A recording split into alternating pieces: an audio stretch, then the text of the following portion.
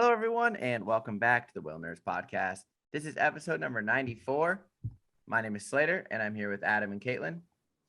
What's up? Hello. You couldn't keep us away for long. What? We're not late. They're late to listening. You weren't on the last one. Yeah, Last you one was did a miss the mini-sode. last one. It was my mom's birthday, and I was not here. Yeah, no, that's important. It's allowed. All you missed out is it was Erica important. and I giggling at each other for no reason because we're like middle school girls every time we see each other. True. I felt like I just kind of sat there during the episode and was just like listening That happened last time. and appreciating. Caitlin and her friends just leave us in the dust. I'm sorry. I don't know what it is about her and I, but we just like can't contain ourselves when we hang out together. So yeah, that's kind of one of my like pre topics announcements is that Erica's book is on sale. If you listen to Minisode 11, you heard all about it. If not, you can go back and listen to it. And if you want to check out her book about the plastic crisis in our oceans, Thicker Than Water is on sale in many places. So check it out if you are interested.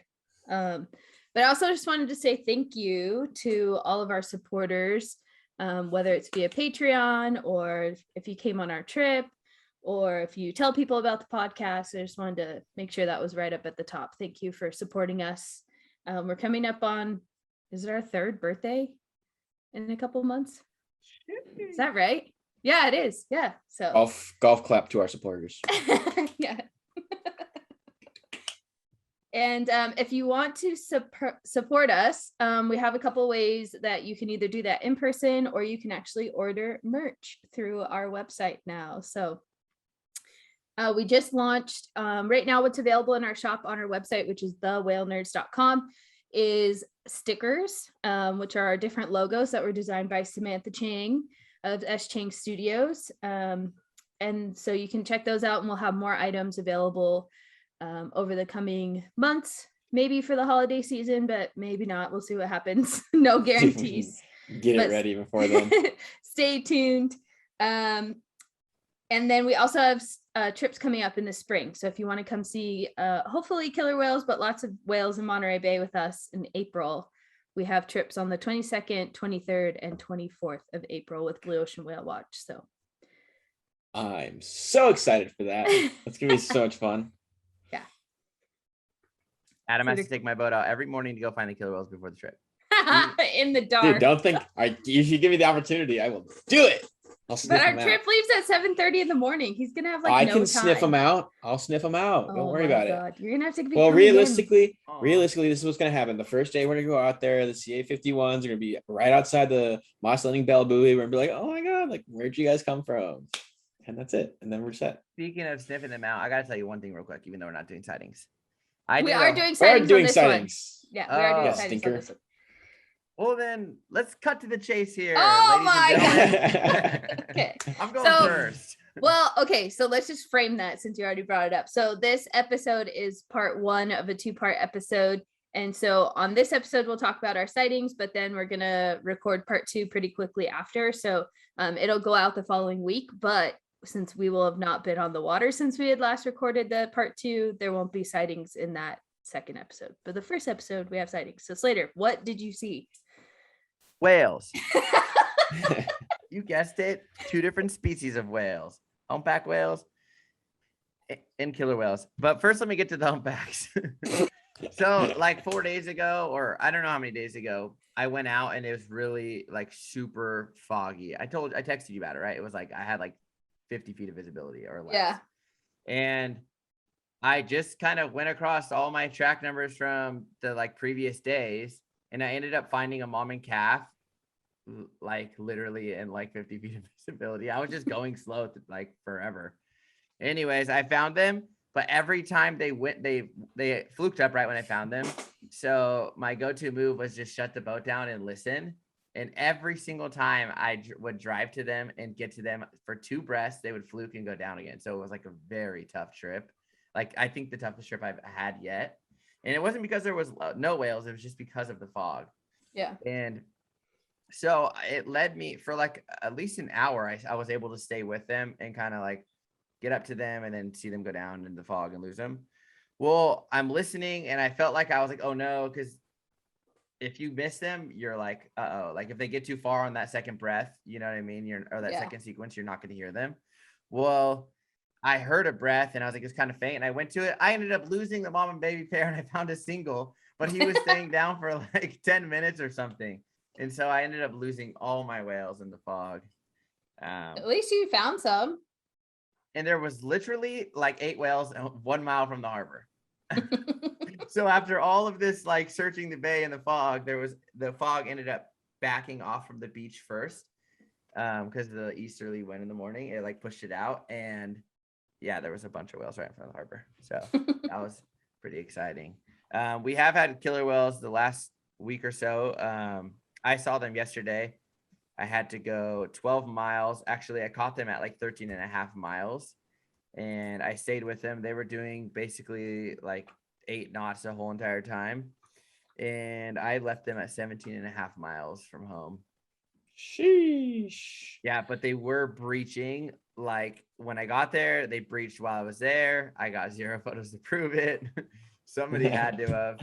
I thought you said you got like a half breach. I did. It's out of focus though. When I looked at on the back of the camera, I was like, okay, It always looks good. That's good enough. Yeah. And then I get home and it was like so soft. I was like, wow, Yeah. this sucks.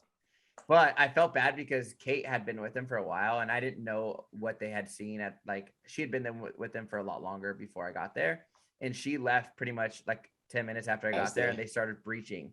But I didn't say anything on the radio. But come to find out, she had like multiple spy hops, breaches, and she didn't get any of them either. I think it was just because a lot of them were like out of the back, behind swells or out of the back.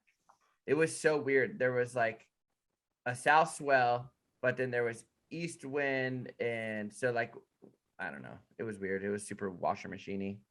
But yeah, it's been really good. We still had I saw 3 humpbacks on my way in from the killer whales yesterday, and then Danny found 6 to 8 whales in Marina off the beach, like in like 100 or between like 60 and 100 feet of water. So there's still quite a bit of whales around, at least a dozen or so.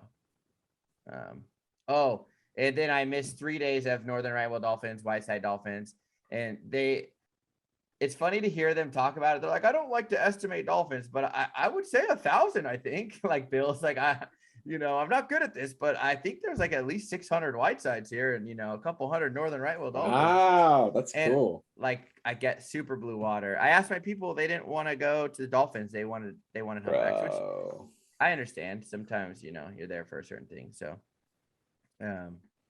but yeah, I missed out on the dolphins, and it's definitely a Troll Pro moment for us, Adam. We got to get it for the doc.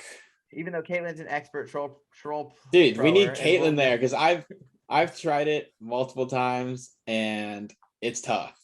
Well, okay. I think you should have a big pot of dolphins. Well, the other thing is, it's different species like it better than others. So, like common dolphins don't give a flying hoot about it. They're like, whatever, and they just keep doing what they're doing. Yeah. But like Pacific white-sided dolphins are all about it. They're like, what's this thing? What's it doing? It's making noise. Yeah. It has lights on it, and they just like get right up in it. I bet you if you got a big enough group of commons, someone would come over and check it out. Maybe, or also just the odds of them swimming by it are higher just because there's more of them. And then killer whales, it depends. Sometimes they're like really curious about it, and other times they're like, I don't give a crap what you're telling. Killer whales on the Troll Pro? We had a really curious group of killer whales with some young ones in there. They had been like chasing birds and chasing northern fur seals and like playing with the boat. And so I was like, they're being pretty curious. And so I put it in the water, and they like came over and like touched it. They like tried to bite it. And I was like, oh my God, we're done. When I saw its mouth open from the back of the boat, I was like, reel it in. We're done. We're done. God, dude, I would die. Caitlin, I would die. I just want you to know. If we could go back to if we could take 4K 120 back to when Caitlin was in her filmmaking days. Oh man, that's so cool. Yeah, I don't know if I could handle the equipment you guys have. I'd be like, this is too much for me. It's all right. The new GoPro, you just same thing. Press button. It was a GoPro 3 that I filmed that on. Oh my gosh, now we're on the 10. That's funny. That doesn't make you feel old. I don't know what does. Caitlin, you really haven't been whale watching a whole lot lately, right? No, so our season's done. We ended on October 24th. Unfortunately, we had planned to go through Halloween, but we had a really big storm come through. Like, you guys heard about me like going through a hurricane. This nor'easter was way worse than both hurricanes we had this year. Like, out at the lighthouse, it gusted to 79 miles an hour in the middle of the night on the Oh worst my. night. Yeah. Like, it Holy was crap. Oh, I way remember you worse. sent us the screenshots Yeah, of it was. the weather. I was waking up every couple hours because like the windows were rattling, and I kept being like, "Oh my god, the boat's blowing away!" Like, That's so scary. so yeah, and it like ripped the leaves off the trees. There was like trees down everywhere. A lot of places in the outskirts of the city and like in Rockport didn't have power, and so yeah, Wow. it was pretty gnarly. So we got cut short a week, but kind of had to sit around on standby just in case like the weather did clear up. But right after the nor'easter, like a big ugly southeast storm came through too, which for us, like if it's coming from the east, like there's no land buffer, and so the sea conditions get really, really bad. Before we ended our season, we did have some really nice encounters with a humpback whale named Dross and her calf. And Dross is doing her like she makes more of like a P-shaped loop, or even, but then it kind of crosses itself, so it's more like a, like Jamie calls it like a lasso, but it's kind of like an intersecting circle when she bubble nets. And she was feeding really close to the surface, so you get to see the herring flying out of the water, which was really cool. Oh, that's awesome. So it was really nice to see her, and the calf was practicing too, but also sometimes just like swimming through the bubbles, Playing. Yeah. which was kind of funny to watch, probably because the bubbles felt funny. So yeah, that was kind of how we wrapped up our season. So now we're just winterizing the boat, getting it ready to sit for a couple months before season starts again in April. So yeah, but that's what's going on here. Adam, Yes. have you seen anything? Yes. It's been great here. It's starting to slow down a little bit. Obviously, the humpbacks are moving south. But we still have a good amount. We've been having like 6 to 8 on every trip. But we've been getting a lot of reports from the Eastern Channel, where this whole season they've been in the Western Channel. So we're not seeing like the big numbers of like 20 or like 35 that we had for a couple of days, but they're definitely thinning out, but there's still a good amount here. Seeing a bunch of common dolphins, and we did have a sighting of killer whales. The killer whales were the same killer whales that you saw. We saw them 5 days before they were reported in Monterey. They're the 140Bs, which is her name. The matriarch's name is Luis. And it was cool just to kind of see them travel, like, I think it was like 250 miles in about 5 days, which we had another group of killer whales earlier in the year that you and I saw that also popped up to Santa Barbara. It was like the same story. It was like 250 miles in 4 days, which is pretty cool. So that was cool. It was a really quick encounter with them that we had. We got a report of them at the end of our trip. And it was kind of funny. It kind of sucked. The person that called us in on them, they killed a dolphin a common dolphin right before we got there, and killed it and ate it. And this guy has a video like right off the front of his boat of like one of the whales doing like a mini backflip with with a dolphin in its mouth. Yeah. And then of course when we arrived on scene, they like were traveling at like, they were down for like 10 minutes traveling a mile underneath the water.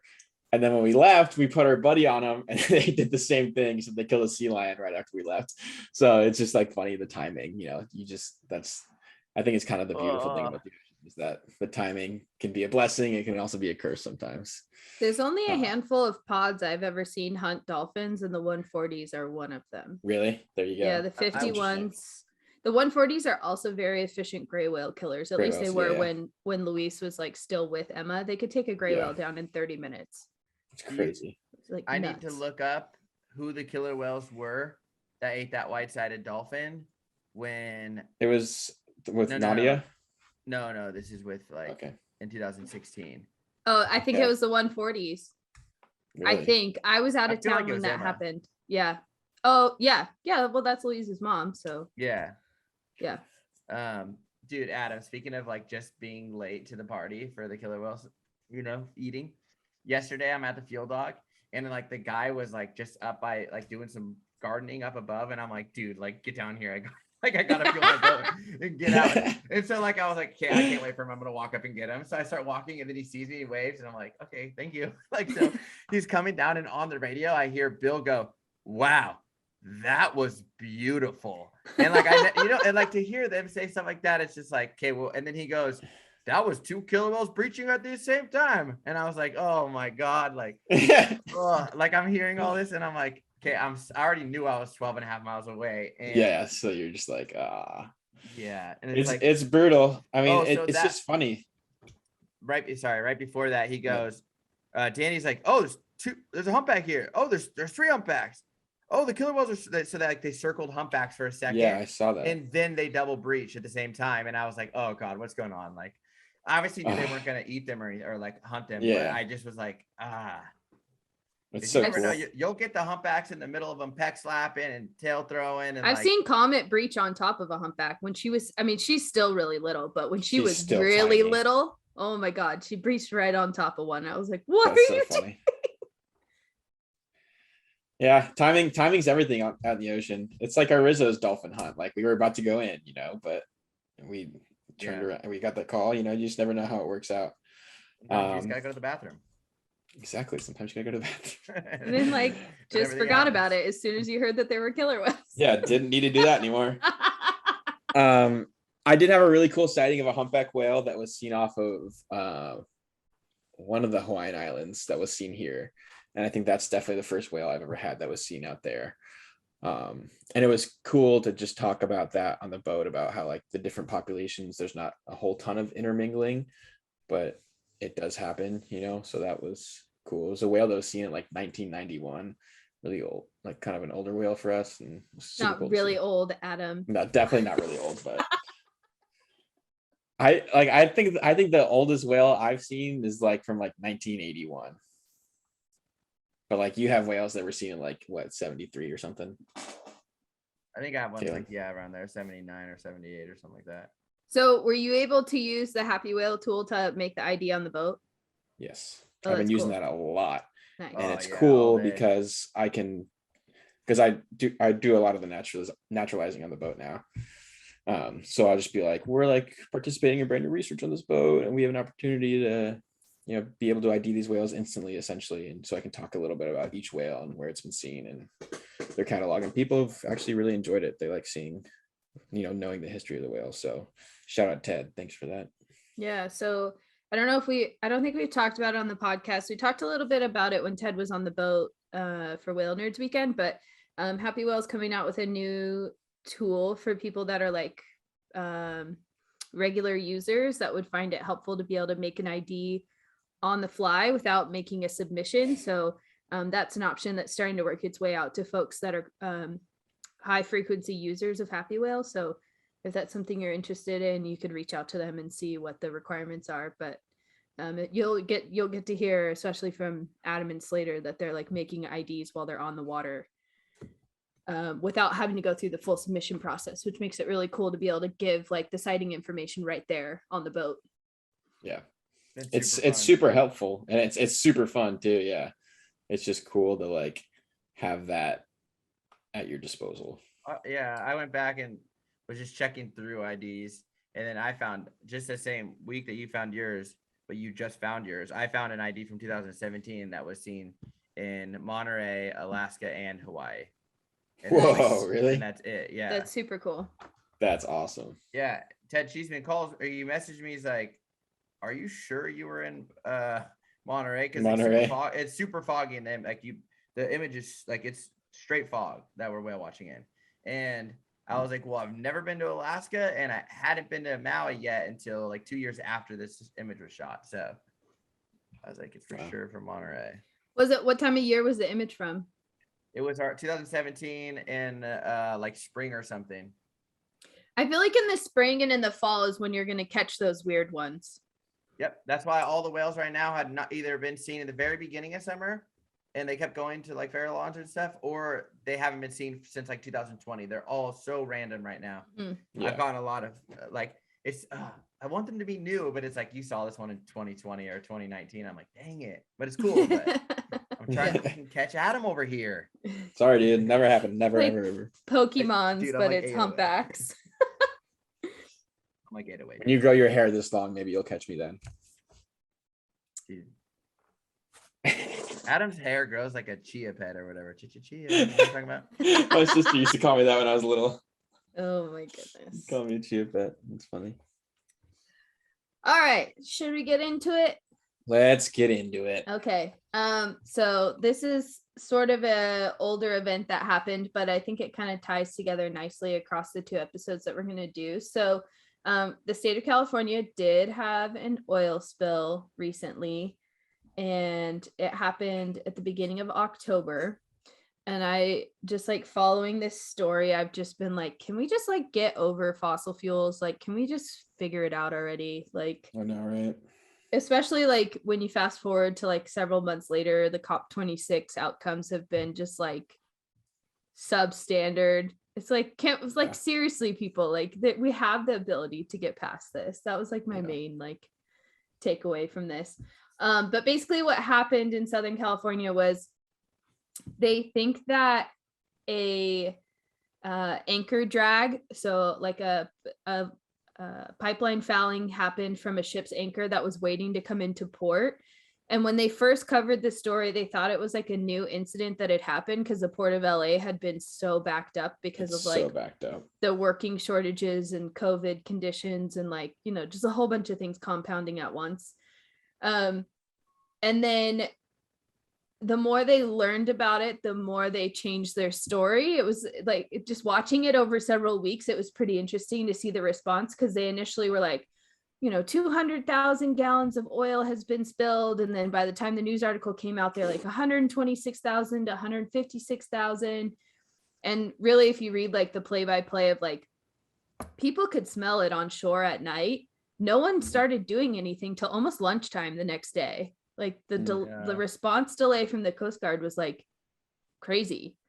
And also from the oil company, because they detected a pressure loss in that pipeline like during the night and didn't do anything until like 9 o'clock the next morning. So then you keep watching the news stories go around, and now the estimate's more like it was actually 25,000 gallons. So a lot less than the initial report said.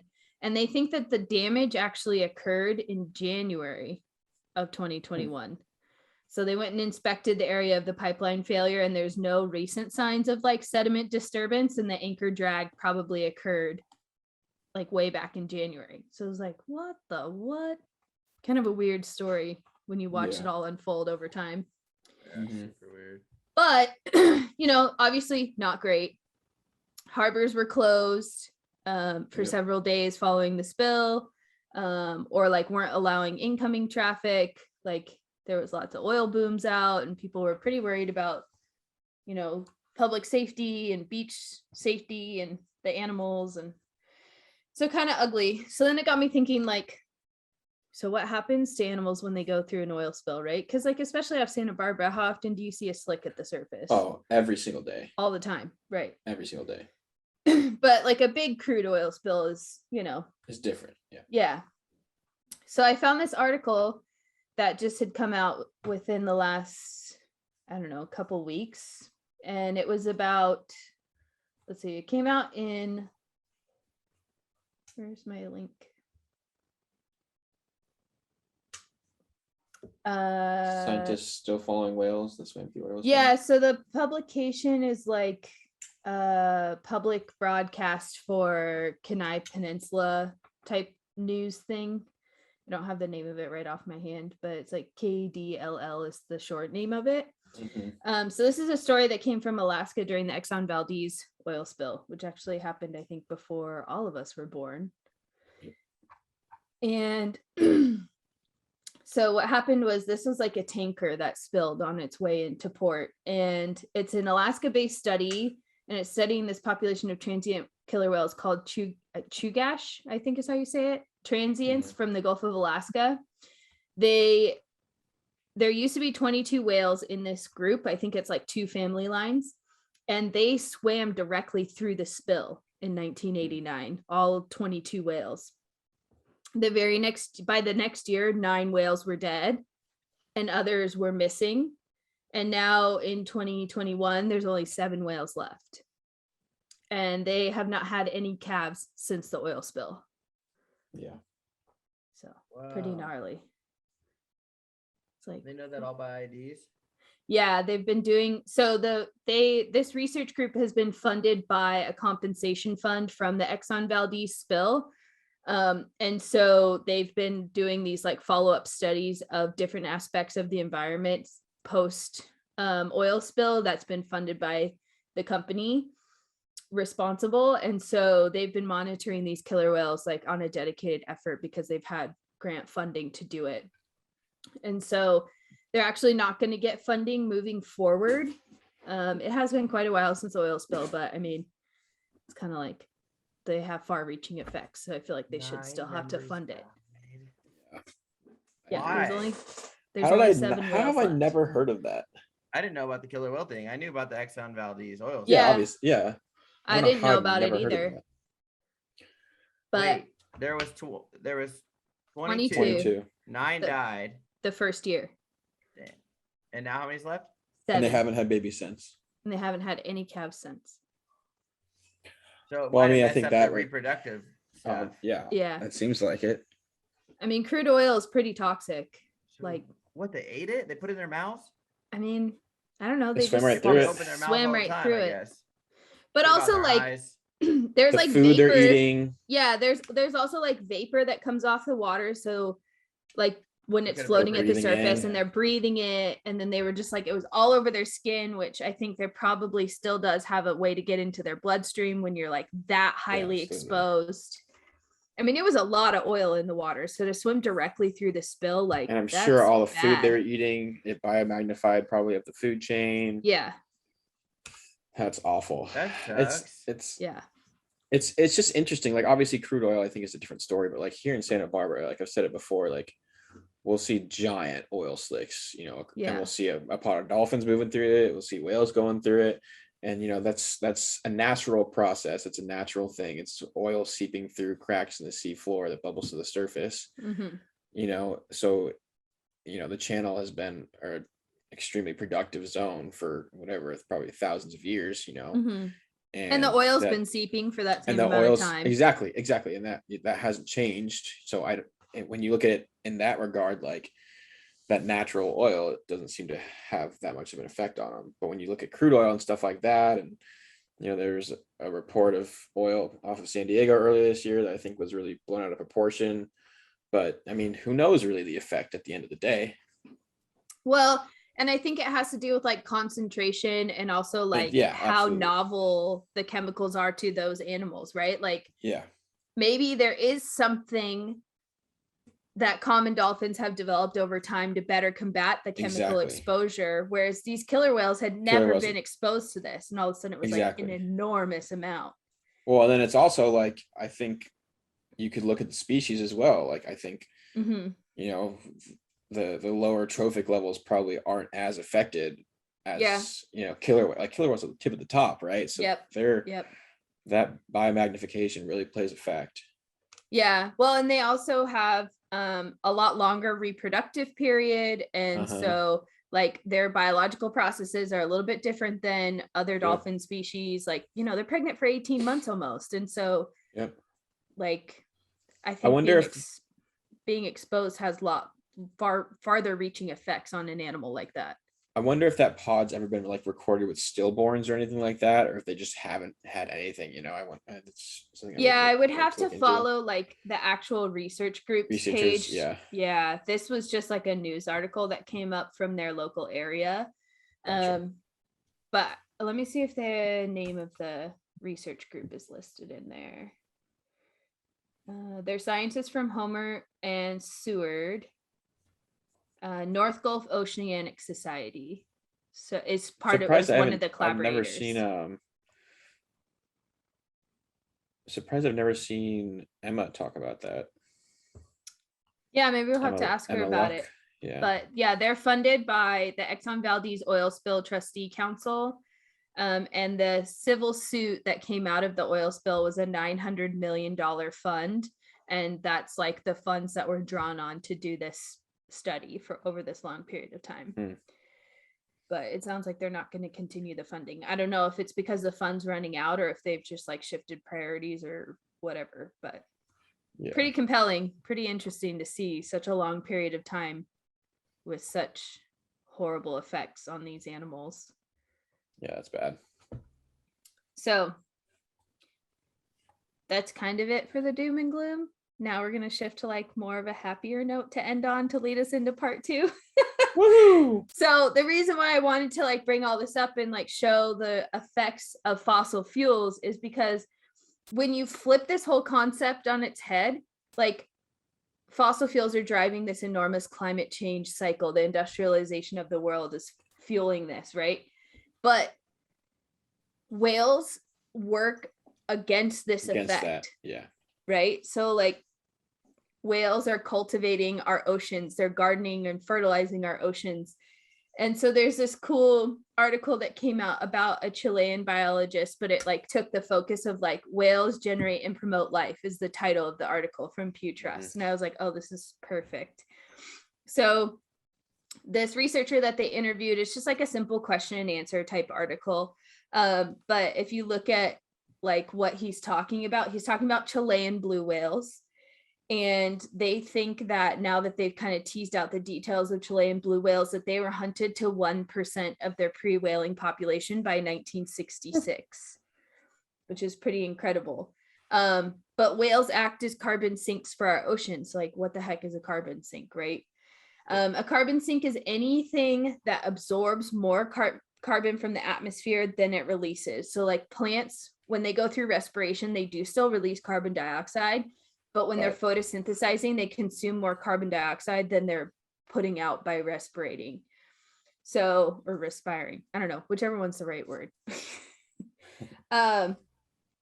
So like burning of fossil fuels or volcanic eruptions, those are examples of like a carbon source. But like whales, plants, soil, those are all carbon sinks.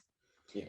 So whales generate and promote life, which is like the whole concept of the whale pump, right? That's like got to be one of my most favorite theories of ocean nutrient movements ever. Yeah, so super cool. So basically like when whales are feeding, they're feeding at depth. When they're pooping at the surface, and that's where all your phytoplankton is. So they're fertilizing the phytoplankton and then feeding into this cycle of sequestering carbon from the atmosphere. So photosynthesis. Yeah. Exactly. Just like plants on land. They just float around in the ocean instead. Just like that SpongeBob episode. Photosynthesis. Photosynthesis. No? You guys don't remember that? Am I too young for you? No, I watched SpongeBob as a kid. Okay, good. It's SpongeBob, dude. So then the other thing that this researcher talked about, which is something that was new to me that led me down like a whole nother rabbit hole, is that there are places on the earth that are considered climate or carbon refuges. And sometimes the marine like wildlife of that near shore environment is a factor as to why it's a refuge. So Chilean Patagonia is considered a climate or carbon refuge between the nearshore environment and the marine ecosystem and the wildlife that use that space. So Chilean Patagonia is like this region is doing more of a carbon sequestration service for the earth than the surrounding areas to it. It's like this little spot is like doing good things, which is like crazy. I think it's cool. I think that's so cool. I think the more and more we learn about how important whales are, I think like they will play a huge, or they should play a huge role in combating climate change, like in terms of like legislation. Yeah. Yep. Like, I think like we've done, incredible things with the Marine Mammal Protection Act and the Endangered Species Act and things like that. But like as we move forward and progress and address the climate change issues, there should be, I guess, parts of those legislations that involved whales, because like their role is so important. Yeah, well, and like when those laws were written, no one even knew that that's what they whales don't did. know anything. Yeah, exactly. Like imagine if whale watching. Yeah. Honestly, like imagine but then if guess we what? didn't. What? You take them whale watching, they get seasick. Now they hate whales. Now they're just like, screw it, get rid of all the whales. Yeah, they're like, I'm tired of this. Get rid of the whole ocean. Well, like It's our whole imagine if planet. imagine if they never made those like, protections, or like whales weren't protected worldwide. Yeah. Imagine how worse Yeah. off our climate issue would be. Yeah. And Well- it's tough to say because like, we all work on boats and we all drive cars that eat up gasoline and stuff like that. But Yeah. I think we're also at the forefront of the possibilities of like, I think biorestoration is something that we look over so much when we address how we can help nature and like, move the climate issue in the right direction. Like when you just let the environment do what it's supposed to do, it can do magical things. And I think that is something that is really overlooked. Slater's gonna explode. Well, just like, okay, Well, it's like we talk with Jeff about it all the time. Remember in the Sailor Sea about just letting the environment do its thing. Like if you protect the environment, the fish will come back. I mean, I'm very surprised that there is actually any blue whales. Like, Oh, for sure, it's like incredible. when you look at it like this way, like how they write it in this thing. Imagine you have 300 Facebook friends, and that's the total population of your species, and now all of them are gone. So you're down to 1%. So you have three left in your species. Now, Yep. what do you mean they're gonna come back? And then in what, 30 years, 1960 or 50 years? It's only been 50 years. So Yeah. It's crazy. what do you expect them to make 100,000 blue whales in 50 Yeah. years? But Well, think about it. It's great that they actually like that whalers moved down like the whale chain, because if they didn't leave the blue whales alone, they probably would have wiped them all out. But Well, I luckily they think got the so one- rare that Yeah, I think the 1% was yeah. like the unattainable part. I Yeah. think that they just, it got so thin that they weren't seeing them anymore. So they moved on to other things. Yeah. I don't think it was by choice. I mean, it's sure. if that's not sign for hope and like I don't know an what is. urgent call to action, I don't know what the hell is, right? Yeah. Like if these animals have survived from a 99% population decimation by people and they're still here, like what are we doing? I know they're fighting ships off. They're fighting freaking, who knows? Literally, like Don't whales know. are doing everything for our planet. Like, Yeah. how that's incredible to really think about. And it's not lost on me that we burn up a bunch of dead dinosaurs It's to go not. look at these whales, right? It's like not. so then it comes into like this whole weighing. I think we're working on that. We'll get into Yeah, and I do think that technology and legislation are kind of moving in the right direction. I do think Yeah, I there's do too. lots of room for improvement for that. But I think like if you're gonna burn up a bunch of dead dinosaurs to go teach people about whales, you really are obligated to do a good job to inspire people to protect them. Yeah.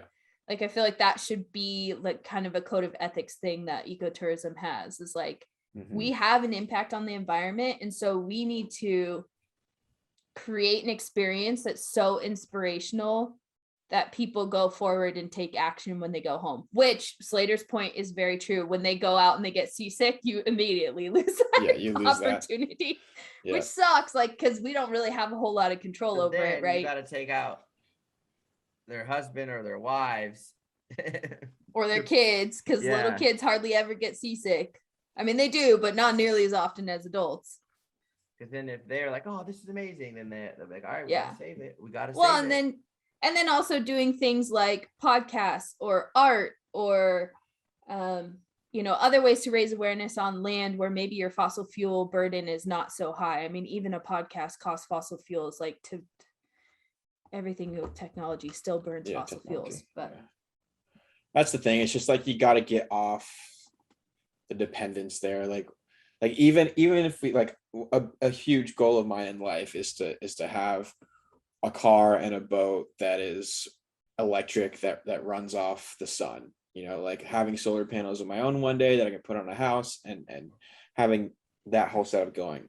But even if I wanted to try to attain that right now, right? If I wanted to go out and spend my life savings on an electric car, it'd still be coming from the grid. It's still coming from burned off fossil fuels, right? Yeah. So it's the whole yeah, issue of we need a systematic are. level It's of the change. systematic And it's change. got to be Exactly. affordable, first off. Yep, exactly. Yeah, for sure. Things that are better for the environment are like 100 times more expensive. Oh, Like totally. Well, and it's then- just like eating vegan. Being vegan is sometimes more expensive. Like Yeah. if you go to a restaurant and you order a salad, it's gonna be the same price if you order a burger. Like, But also you look at the environmental impacts of like lithium ion batteries and the mining of Yeah. lithium. It's like it's almost just as bad, if not worse, for the environment than burning fossil fuels. And there's no good recycling technology and there's no recapture technology. And again, you go to charge whatever you have running off those batteries, and it may still be coming from fossil fuels. that's Fossil the big fuels, argument with the cars right now. It's like they're not Yeah. actually better for the environment. Yeah. Yeah. So, and then a lot of these things have components made of plastic. Well, guess where plastic comes from?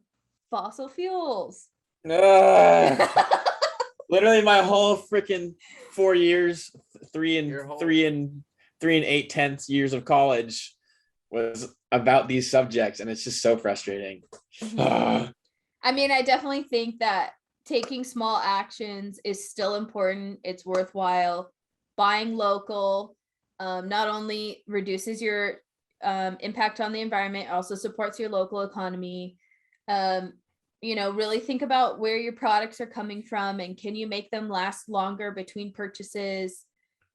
Where does your food come from? What kind of impacts are you having on the environment? Put the environment in your decision-making process. Yeah, carpool. Ride your bike. Here, I will gladly get a ride to Moss Landing with you every day. Look, Adam, if you move up here, think about how much of the planet we could save by all three carpooling to get on the boat every day. It's true. I do spend a lot of money in gas going to Monterey. Well, and like when I lived, so that's always a big priority for me, no matter where I live. Like I walk to work here in Massachusetts, and I rode my bike to work in California. Mhm. And the first season in Hawaii, I rode a scooter, which got like 40 miles to the gallon. I mean, it was definitely not very safe riding on Sugar That Beach, place- You made a especially at night. sacrifice. Dude, it's Yeah. so windy right there. I seen Oh, her God. riding that thing against the wind. She was just doing a wheelie the whole way. But and then like when I live in Maui, I try to not Amazon anything. Like I try to not order anything online. Yeah. I try to just find it on the island somewhere because it's already part of a scheduled shipment. I don't want to have to add a burden of another shipment to the island. That whole concept, it just blows my mind. The island is It does. 70% fueled by diesel that gets shipped to the island. I'm just like, are you kidding me? So anyways, so to kind of wrap up I this thought we were done with episode- doom and gloom. Has our podcast ever not been doom and gloom? Welcome to the Literally sad ever. stuff. We should just Welcome to rename it the Doom and sad stuff. Gloom The podcast. sad podcast. The most positive thing about our podcast, honestly, is our sightings. Any news article we talk about whales is never positive. Unless they find out something new. Well, it is positive. Think about the freaking blue whales, dude. We almost killed them, but now they're back in action. We freaking see blue whales all the time in the summer. California is amazing. I'm so thankful for that. There's a glimmer of light. Yeah, you gotta turn that glimmer and make it into a freaking. Mostly it's Hell us on trying to fire. spin it. The article Yeah. doesn't necessarily spin it. We spin it by the end Yeah. to try Well, and like- get there. Makes Okay, you so respect here's- blue whales a little more. The last article for this episode is hopefully not too doom and gloom. So other places around the world, not just Chile and Patagonia, have thought about cetaceans' role with climate change and like thinking creatively about how to come up with some metrics of a changing climate.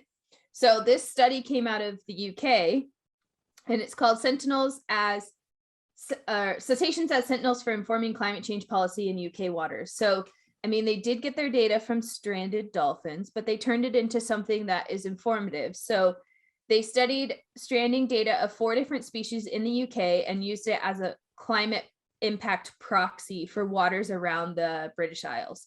So they studied Atlantic white-sided dolphins, white-beaked dolphins, striped dolphins, and short-beaked common dolphins.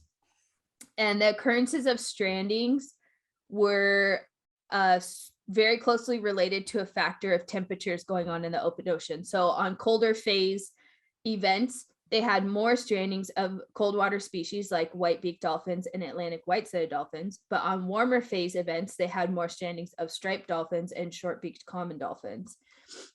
So the species that kind of matches like their use of space is based on temperature, and then like the sea surface temperatures that were recorded around the British Isles when these strandings would happen.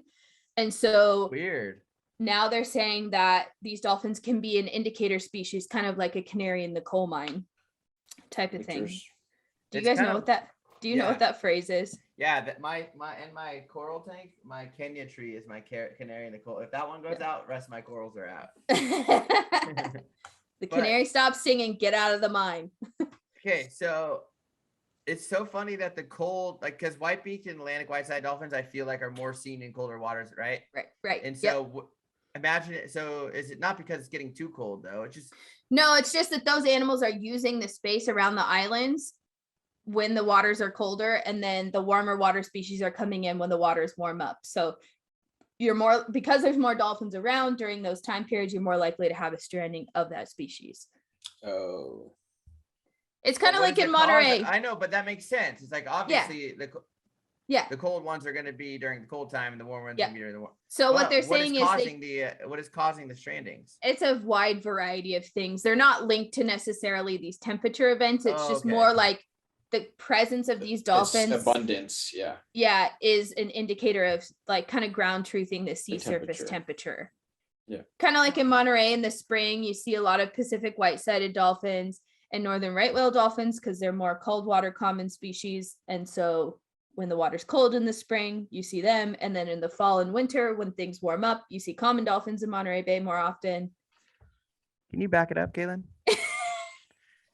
Adam, how about the fact that when the water gets warmer here during the winter, can you explain that science? I can't. No, I mean, I know why, but it's so funny to me that like we're more likely to see common dolphins now or like in the winter than we are in other months. It's like, because dude, of what? upwelling. Yeah, it's because we're getting all this south wind now and it's easterly wind, huh? Yeah, but also the water layers are stratifying in the fall and winter because you're not getting that mixing from upwelling. And so the water layers kind of settle back out and the cold water goes back to the bottom where it's supposed to be. And the warm water sits on the top. Yeah, so when you get northwest wind, and then the direction of the spin of the earth, northwesterlies, yes. the northwest wind pulls, because of the spin of the earth and the wind combined, pulls the surface water offshore. Yeah. And then deep water comes up to the surface to replace it physically. But that deep water is colder. Cold, yeah. So that's the upwelling cycle, is where deep water is coming to the surface and then it creates a temperature change. And it also brings nutrients with it to the surface. And then it brings the anchovies, and it brings lunch-eating humpbacks, and then we all get happy. It makes sense. you just think like to the average person, to somebody who's not an ocean goer, it's like, in the winter it's colder and windier, so you'd think that you'd get like, what do you mean? Cold water it just rained species last night. It probably got down to 50-some degrees, and now you're gonna tell me the water's warmer than normal? And in areas like here off the Gulf of Maine, where the upwelling effect is a lot weaker, that's true. Because you've got the Gulf Stream. Right. And so things just move differently around this area, where in the summer it will be over 70 degrees. And then in the winter, it's like low 40s. Dang, we're so smart. Look at us talking upwelling and the thing is Gulf Streams. The word stratify is what got me there. Okay. You know what a stratified water column is, dude? El Nino brings surface heat from the west and stratifies the ocean layers, dude. Oh, yeah. So then when you have an El Nino effect, you have a warmer phase in the northern Pacific Ocean, because that cycle is disrupted. Yeah, I googled it. Yeah, because the warm water sloshes back from the warm water blob in the eastern Pacific, shoots all the way western Pacific, shoots all the way across here to the eastern Pacific, goes up through the Southern California countercurrent, hits us, and there's no anchovies, and then we cry because there's no lunch feeding. Yeah, but there's lots of common dolphins. Aggregation of whales. So it's like a negative plus, because that was negative from the best. Plus. Well, because El Nino, because they come closer to shore, because the anchovies come closer to shore. Yeah, well, especially with the warm water blob, that's what a lot of scientists are starting to think happen, is that these colder, quote unquote, places like Monterey Bay is where the fish gathered, got pushed in by the temperature, but that meant that was the only fish left spot for the And so then all the wildlife congregated in this very small area too, because they were there to eat. Is that gonna happen again anytime soon? I think that events like that are going to become more and more commonplace as we continue to deal with the changing climate. No, I don't think so, because you look at anchovies. You're looking at a species of fish that used to populate most of the California current, and if they're being pushed into smaller and smaller areas and your current circulation is becoming narrower and narrower, those fish are not going to have that same range anymore. Yeah. So then right like now it's technically a healthier ocean, not healthier, but like it's more of a normal year. That's why the whales are more spread out. right. Spread Yeah. out. Yeah. Oh, Dude, think about it. There's man. freaking whales from Santa Barbara all along Avila Beach, Morro Bay, the whole Central Coast, all the way up to Monterey, Farallon Islands, Eureka, up to Washington. Oregon, Washington. I mean, Yeah, there they're was spread out. there was still whales like that during But the it warm wasn't water the event, same but they were numbers. much more concentrated from like Avila to the Farallons. I wonder how Yeah. many whales were sighted that year and haven't been seen since that year. Since You like should 15. ask. You should ask Ted that Ted. because I think that did happen. Actually, a lot of those whales have not been wonder if seen they on a could regular run basis. I wonder if they could run that stuff on the back end, like run. Dude, I love 14 matches and 16 matches. You know what I mean, or 17. I think he probably can pull a report like that. That would be sick. I won't speak for love- him, but I think he probably can. I love sciencey conversations with Caitlin that I can keep up with. Because sometimes I can't. I'm like, You're like, what is that? isotopic degradation? What? Yeah. I try to not get too nitty gritty into it because I want everybody to be able to understand. When we're talking about El Nino, dude, I took a whole course in El Nino. Dude. I'll tell you all the facts left, right, and center. So, yeah, that's part one of thinking about carbon sinks and whales and fossil fuels. And man, we got to do better for our oceans. And I think if more people can shift, more governments can shift towards a concept of ecosystem based management. That's what it's about. For quotas and things, and continue to add variables to those models as we learn more, that we're going to start to move in the right direction. But like there really has to be a sense of urgency on the government, because nothing happens on a reasonable timescale, in my opinion, when it's government run. But they're the ones in charge. People are going to do what they're legally supposed to be doing. And so like, how do we move the needle? You know what I mean? Like, Yeah.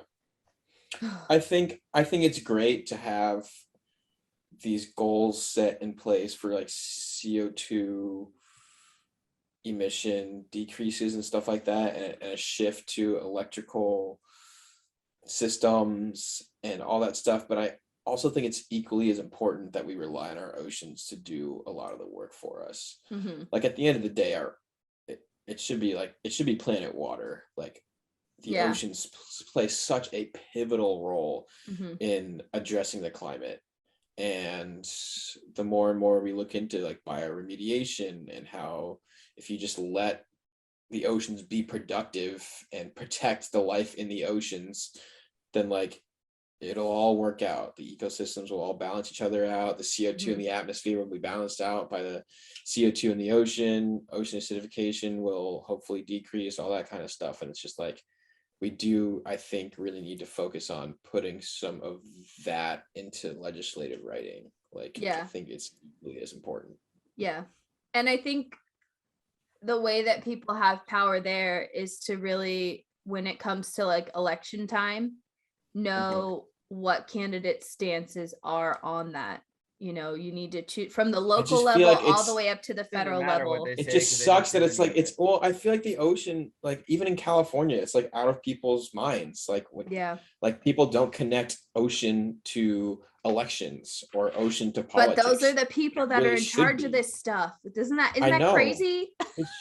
Those two should be linked. They need more departments like that are, you know, like absolutely there should be but I feel like they do have one. It's called NOAA, and and NOAA's how far does that get up the chain freaking before it just doesn't get anywhere? Yeah. Well, regardless, NOAA's a freaking mess in itself always. Well, and NIMS is their parent organization, and that's even more of a mess.